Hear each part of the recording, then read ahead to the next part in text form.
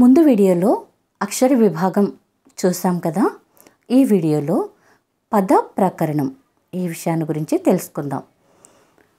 అర్థాన్ని తెలిపే ఒకే అక్షరం కానీ కొన్ని అక్షరాల సమూహం కానీ పదము అని అంటారు.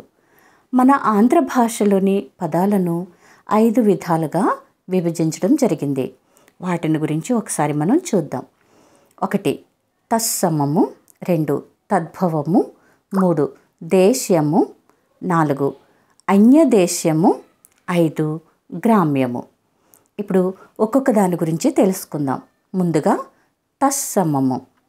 సంస్కృత ప్రాకృత సమమగు భాష అనగా సంస్కృత ప్రాకృత శబ్దాలకు తెలుగు విభక్తి ప్రత్యయాలను చేర్చగా ఏర్పడిన పదాలు. వీటిని ప్రకృతులు అని కూడా అంటారు. 2వది తద్భవము. సంస్కృత ప్రాకృత భవమగు భాష తద్భవము అనగా సంస్కృత ప్రాకృత శబ్దముల నుండి పుట్టిన పదములు.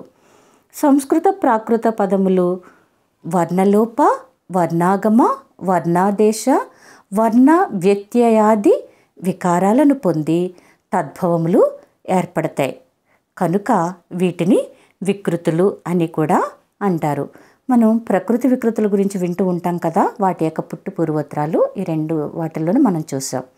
3వది దేశ్యము. త్రిలింగ వ్యవహార సిద్ధమగు భాష దేశ్యము.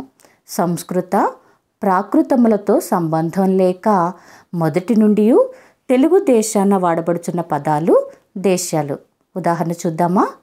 ఊరు, పేరు, ఇల్లు, ముళ్ళు, కోట, పేట, దూడ, మేడ, కోత, లేత, తావి, మోవి, అన్న, తమ్ముడు, చీమ, వీటన్నింటినీ కూడా దేశ్యములు అని అంటాము.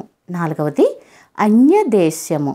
సంస్కృత ప్రాకృతములు కాక ఇతర భాషల నుండి అనగా ఆంగ్లము, హిందీ, కన్నడం, తమిళం మున్నగు భాషల నుండి తెలుగు భాషలోనికి చేరిన పదాలు. ఉదాహరణ కారు, డ్రైవరు, హాజరు, దస్తావేజు ఇలాంటివి. ఇవి అసలు మన తెలుగు పదాలు కానే కాదు, కానీ వ్యవహారంలో మనం వీటిని వాడుతూ ఉన్నాం. వీటిని అన్యదేశ్యములు అని అంటాము. ఇక చివరిగా గ్రామ్యము. వ్యాకరణ విరుద్ధమైన భాష గ్రామ్యం.